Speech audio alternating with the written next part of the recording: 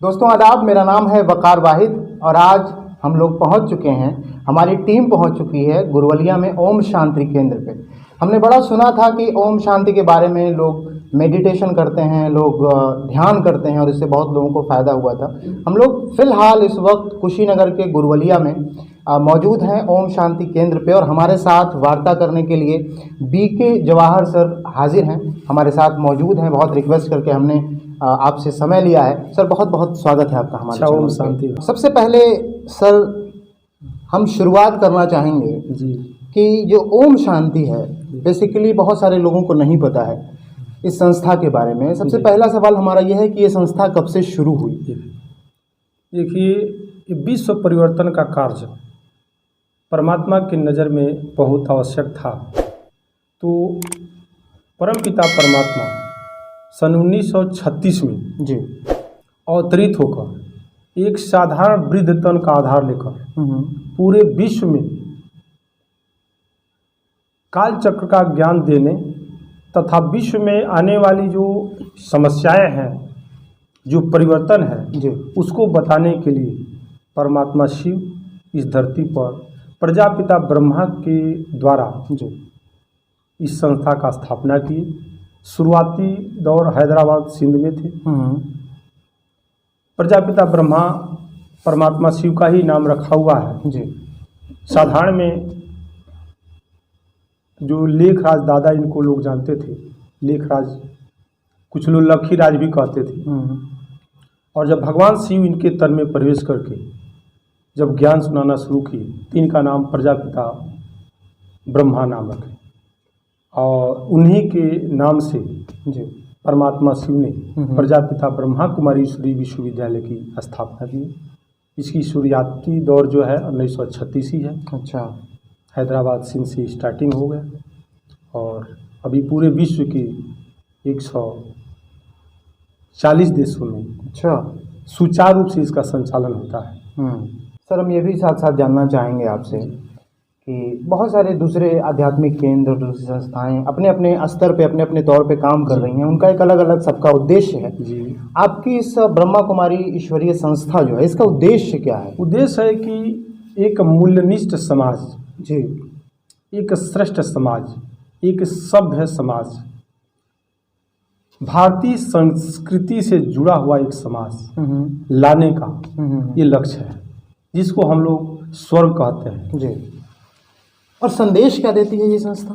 पूरे विश्व में संदेश यही दिया जाता है कि भाई आप अपने आप को पहचानें, जी खुद को जानें। जब खुद को जानकारी प्राप्त हो जाएगी तो खुदा का हमें परिचय मिल जाएगा। तो स्वयं जान करके परमात्मा से जुड़ करके श्रेष्ठ कर्म करें। आप कौन हैं, कहाँ से आए हैं, इस सृष्टि चक्र क्या है, जीवन का लक्ष्य क्या है, यह चीज़, यही संदेश पूरे विश्व में ये दिया जा रहा है कि लोग जानें, समझें और अपने अंदर सोई हुई शक्ति को जगाएं, अपने आप को पहचानें और श्रेष्ठ कर्म करें। बिल्कुल।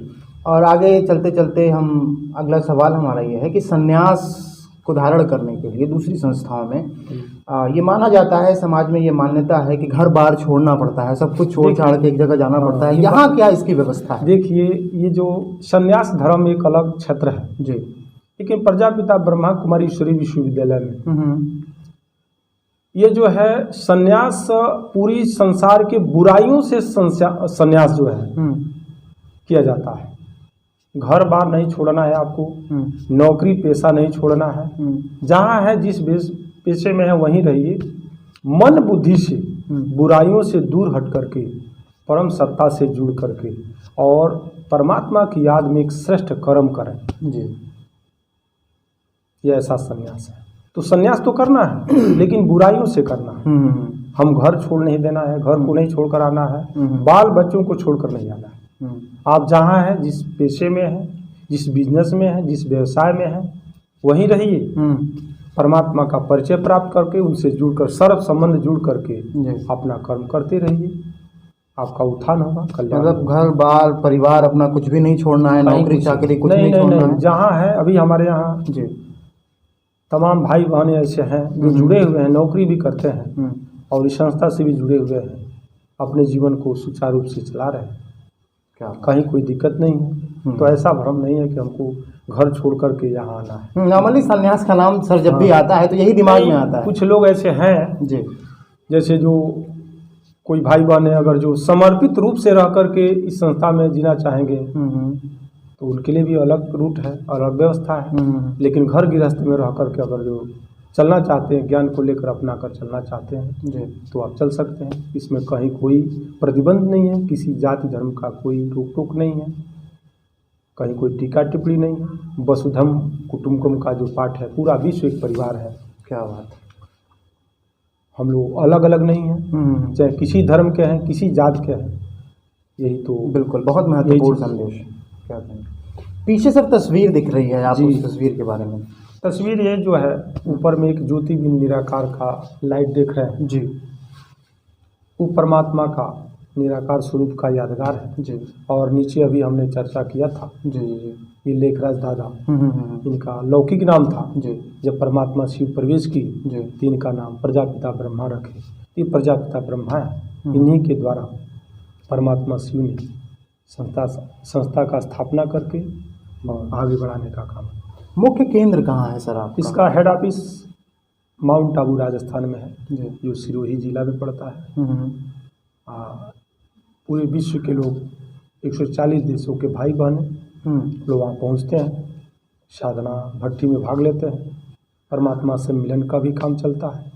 समय समय पर वहाँ पर बड़े बड़े प्रोग्राम शिविर होते रहते हैं।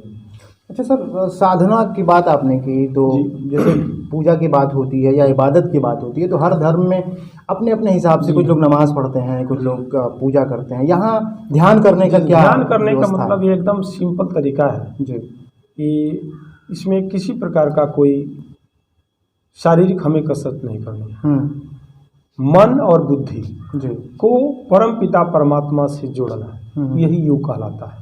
परमात्मा का सत्य परिचय जी, 7 दिन का कोर्स हमारे संस्था में होता है। अच्छा, 7 दिन का कोर्स करके उस परम पिता परमात्मा से जुड़ करके तरीका बता दिया जाए कैसे जुड़ना है और जुड़ करके अपना कल्याण कर सकते हैं। उनका परिचय और शक्ति का पूरा अनुभव हो जाएगा, कहीं कोई दिक्कत नहीं होगी। बिल्कुल सर। आखिरी सवाल एक आपसे है कि जो एक ड्रेस कोड है सफ़ेद कपड़े वाला, ये आखिर क्यों है? ये तो बहुत क्या लोग है प्रश्न ये? करते हैं, जी। ये आप ही का प्रश्न नहीं है। जी, एक बहुत लोग प्रश्न करते हैं, हम लोग बाहर जाते हैं तो लोग कहते हैं कि ऐसा है कि सफ़ेद ड्रेस को पहने। तो देखिए ये इसके 2 कारण हैं। आप जितने भी ये संस्थान है प्रजापिता ब्रह्मा कुमारी ईश्वरी विश्वविद्यालय, तो यह एक समझ लीजिए कि ईश्वरी विश्वविद्यालय का एक जो भी विद्यार्थी, हम लोग विद्यार्थियाँ हैं इस संस्था के, बिल्कुल तो एक ड्रेस में है हम लोग। जी, यहाँ भी पढ़ाई होती है, सुबह शाम पढ़ाई होती है, ज्ञान सुनते हैं, साधना करते हैं, योग लगाते हैं, तो एक वो ड्रेस हो गया। लेकिन एक्चुअली जो है शांति और सादगी का प्रतीक है कि सफ़ेद ड्रेस जो है, सफ़ेद ड्रेस शांति सादगी का प्रतीक है। वो लोग हम लोग अपनाते हैं कि भाई हम शांत स्वरूप आत्मा है, तो अंदर आत्मा जो बैठी है वो शांत स्वरूप है। बिल्कुल। और जिस शरीर में बैठी है उसका बाहरी आवरण से भी प्रतीक दिया जाता है कि शांत स्वरूप हमारा शरीर है, आत्मा है, ये सारा चीज़ शांति, तो शांति और सादगी का प्रतीक है। तो ड्रेस है, इसमें कहीं कोई बहुत आध्यात्मिक रहस्य नहीं। बिल्कुल। बीके जवाहर सर से हम ये भी जानना चाहेंगे कि आप कब इस तरफ मूव हुए, आपकी शुरुआत इस तरफ कब से हुई? हम लोग विद्यार्थी जीवन में थे, इंटरमीडिएट की पढ़ाई पूरा करने के पूरा करने के बाद ही जी हमारा मन थोड़ा सा डाइवर्ट होने लगा कि कुछ समाज में किया जाए। जी एक श्रेष्ठ समाज में हम लोग भागीदारी बने। ऐसे हम कई मिशनों में घूमा और गया, वहाँ कुछ संदेश ज्ञान लिया, समझा बुझा। अभी विद्यार्थी जीवन से हमारे मन के अंदर उत्कंठा था जी। और वहाँ जाने के बाद एक भाई के द्वारा इस संस्था में थोड़ा सा हमें भी, हम रास्ते से जा रहे थे, मिले, पढ़े, समझे। उसके बाद से हमारे मन में आ गया कि वास्तव में 7 दिन का कोर्स भी किए हम। उसके बाद हमें समझ में आया कि जीवन का लक्ष्य अगर जो प्राप्त करना है तो इसी संस्था में आपको मिलता है। जीवन जीने की कला यही संस्था सिखाती है, और मैंने अपने विद्यार्थी जीवन से अपने पूरे जीवन को इसमें समर्पित रूप में हम सेवा करते हैं। दोनों तरफ से लौकिक शिक्षा भी बच्चों को देते हैं, और ये आध्यात्मिक ज्ञान का भी प्रचार प्रसार करना, लोगों को ज्ञान सुनाना, शिक्षा दीक्षा दोनों का काम चलता रहता है, ताकि कोई ये न कहे कि भाई आप घर गृहस्थ छोड़ करके क्या करके सन्यासी। बिल्कुल बिल्कुल। तो ये कब की बात है सर, जब आपने शुरू किया था? कितना साल हो गया होगा? अभी तो ये 1999 में ज्ञान तो हमें मिल गया। ज्ञान का बीज हमारे मन में तो 95 में पड़ गया। अच्छा।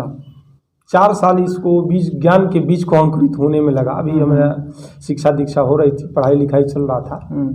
उसके बाद मैंने यह जब पढ़ाई लिखाई जब पूरा हुआ तो मैंने मन बना लिया कि बस विज्ञान का भी मैंने काफ़ी अध्ययन किया, और अध्यात्म का भी अध्ययन किया। तब मैंने अपने जीवन को एक करियर के रूप में आध्यात्मिकता की ओर हम अपने जीवन को अग्रसर कर दिया। पूरे तौर से हम लोग समर्पित रूप में हम हैं, सेवा कर रहे हैं।